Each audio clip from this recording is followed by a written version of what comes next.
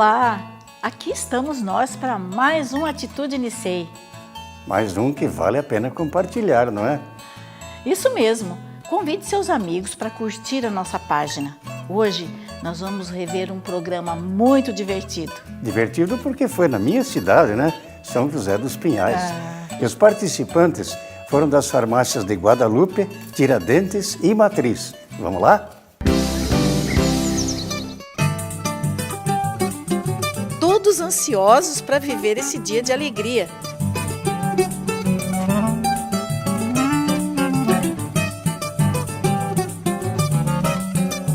Agora é hora de conhecer o Museu de São José dos Pinhais. Toda a história da cidade contada através de documentos e objetos antigos. Depois dessa riqueza cultural, hora de conhecer o caminho do vinho e saborear um delicioso almoço italiano. Depois do almoço, mais atividade e rodas de conversas com o psicólogo Manieri, Dr. Maurílio e o Tito falando dos nossos direitos. Essas rodas de conversa eram sempre muito produtivas, não é? E os passeios sempre muito divertidos, gente. Seja 2003 ou em 2013. Já que você falou no assunto, vamos ver a comida italiana lá no Caminho do Vinho sempre foi presente, não é? Então, vamos aproveitar e ver a nossa receita do dia, que é macarronada a caminho do vinho.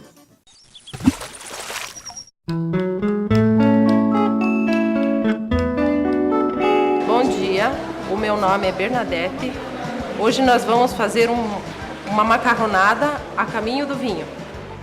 Figlia mia, guda dare, mamma mia, pensaci tu, pensaci tu, pensaci tu, pensaci tu, pensaci tu. Se ti rugno no pompieri, dove vai, dove vieni, sembra bomba a mano te. Aqui são 6 tomates, sem pele e sem sementes, já dissolvidos. Agora é só deixar cozinhar por alguns minutos para ele encorpar o sabor. Está pronto o nosso molho. Agora nós vamos pôr o macarrão feito em casa aqui, ó, para cozinhar. Tem que ser aos poucos, para ele não grudar.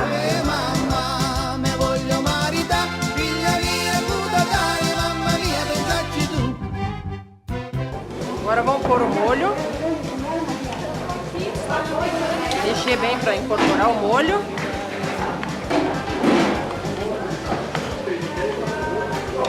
E agora vamos colocar o parmesão. Aqui está a nossa macarronada, a moda caminho do vinho, que vai ser servido junto com polenta, almôndega, frango, saladas. E será servido para o pessoal que está morto de fome.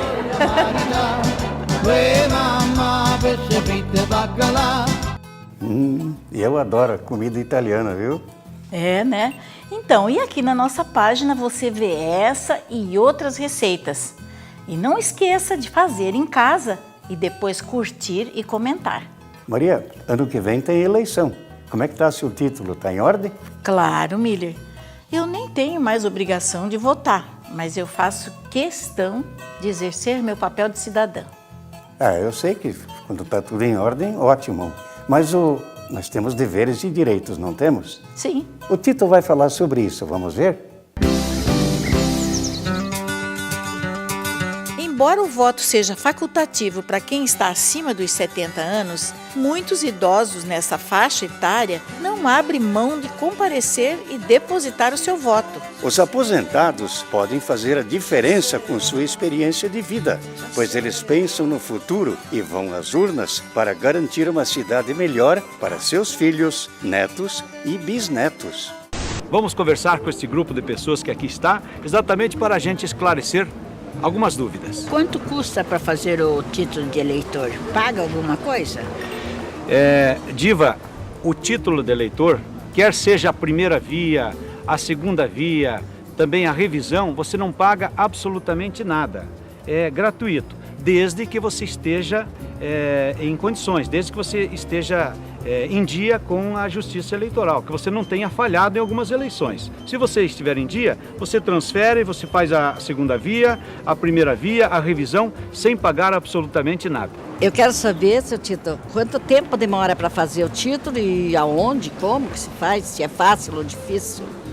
Muito bem, interessante esta pergunta, porque a emissão do título de eleitor, quando o Tribunal Regional Eleitoral completou 50 anos de existência, a partir do dia 7 de junho do ano de 1995, a demora para o eleitor apanhar o seu título é de apenas 15 minutos.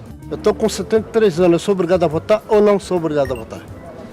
Quando a pessoa atinge 70 anos de idade, ela está desobrigada com a Justiça Eleitoral. É claro que temos pessoas que continuam votando, como é o nosso caso da Reni, que já passou dos 76 e continua votando. Quer dizer, você está liberado, mas tem pessoas que ainda continuam votando. Quem tem prioridade de voto?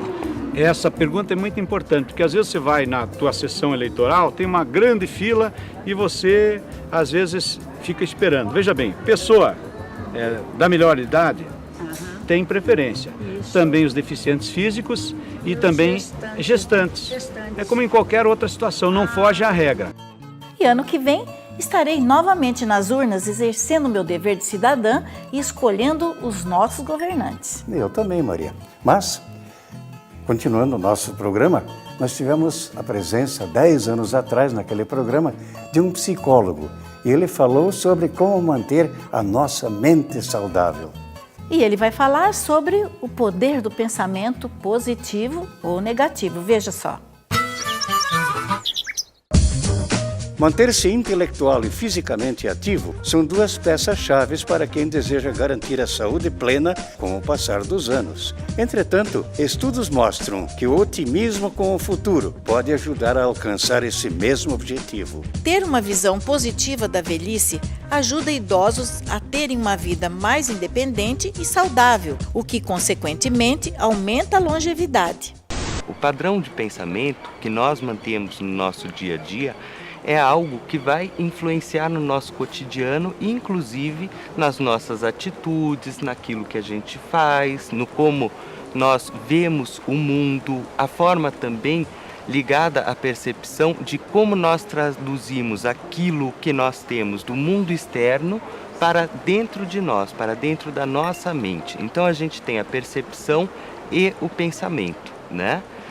Se nós mantermos o nosso padrão de pensamento de uma forma retilínea, positiva, a gente vai conseguindo ter coisas boas e traduzir esse mundo de uma forma um pouco melhor e conviver com os outros de forma um pouco melhor. Nós podemos fazer exercícios diários para manter a nossa mente sadia, como, por exemplo, lavar uma louça e perceber a água, né? Em coisas muito simples como varrer um chão ou num passeio como esse que nós estamos fazendo hoje, observando a natureza, percebendo, contemplando mesmo. Então, captando essas coisas que passam por o quê? Por uma rotina diária nossa. Se nós nos exercitarmos durante 30 dias, por exemplo, só percebendo aquilo que nós fazemos, captando, pensando coisas produtivas e boas, o que vai acontecer durante 30 dias? Nós vamos mudar. Vocês vão perceber o que muitas vezes? Mudança no relacionamento, mudança em vocês mesmos, no humor de vocês, porque a partir do momento em que vocês começam a descobrir o belo, vocês passam a ter também prazer. Quando nós temos dificuldades em algumas dessas áreas ou em mais de umas dessas áreas, como atenção, memória, percepção, e estamos percebendo alguma mudança, a gente não deve pensar assim, poxa, estou ficando velho, esclerosado. A gente tem que pensar o quê? De que hoje existem profissionais qualificados e que estudam e que desenvolvem formas de trabalhar e melhorar todo esse processo. Então, desta forma, podemos ter o quê? Saúde mental e vida saudável. E continuando a falar sobre vida saudável, memória e tudo mais, o Dr. Maurílio vai esclarecer tudo sobre o sistema nervoso central. E é muito bom tirar as dúvidas, gente. Fique de olho. O sistema nervoso central controla o funcionamento de todos os órgãos, enviando e recebendo informações de todas as partes do corpo humano. No encéfalo estão os centros que controlam desde nossas emoções, nossa compreensão e nossa linguagem, até aqueles que controlam nossos movimentos mais simples: olfato, paladar, visão e audição. A ansiedade interfere em todas as doenças orgânicas, tanto que a gente pede para que o indivíduo aprenda a combater a ansiedade, ou às vezes nós temos que tratar medicamentosamente a ansiedade, porque ela vai interferir em todos os órgãos. Ela vai interferir no reumatismo, no diabetes, na doença circulatória, enfim, ela é pejorativa, é negativa na evolução da doença e nós temos que ajudá-lo a combater. No fundo, o indivíduo ansioso é o indivíduo que está com medo. Então, no momento que eu abordo a situação real e explico: a tua doença é esta, o indivíduo também diminui a sua ansiedade. A força mental é extraordinariamente importante porque interfere na produção de hormônio do cérebro.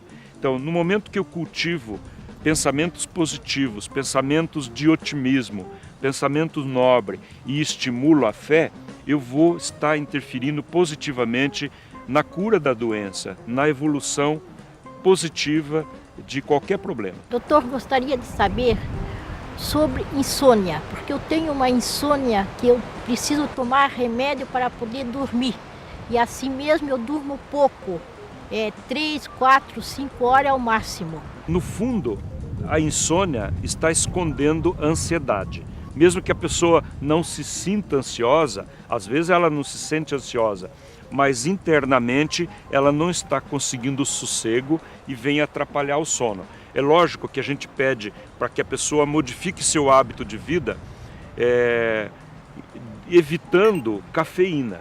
Então, o primeiro elemento agressivo para o descontrole do sono é cafeína. Lembre que cafeína não é só café, é chimarrão, é mate. Vários refrigerantes utilizam cafeína. Então nós temos que abolir depois do meio-dia a tal da cafeína e passar a usar o chá de quintal, o chá infantil que nós sabemos dar para a criança. Quando isto não resolve, lembrar que depressão ela se manifesta também com insônia. Então, discutir com o médico aspectos camuflados da depressão que muitas vezes vem com insônia. E você corrigindo a depressão, tratando com antidepressivo, você vai sanar o problema. A depressão, felizmente, ela tem cura. Então é uma patologia do cérebro, sistema nervoso central, que se não corrigida, ela mutila as nossas partes nobres. Ela prejudica a memória, ela prejudica a nossa iniciativa, a nossa capacidade de produção. Então, sem dúvida, que ela é extremamente pejorativa para o nosso cotidiano e é possível a reversão com o medicamento. O Dr. Maurílio sempre nos deixa informados sobre o nosso corpo e como devemos cuidar dele. Verdade, Maria. E na nossa página do Face, você pode rever essa conversa com o Dr. Maurílio e muitas outras que passaram no programa.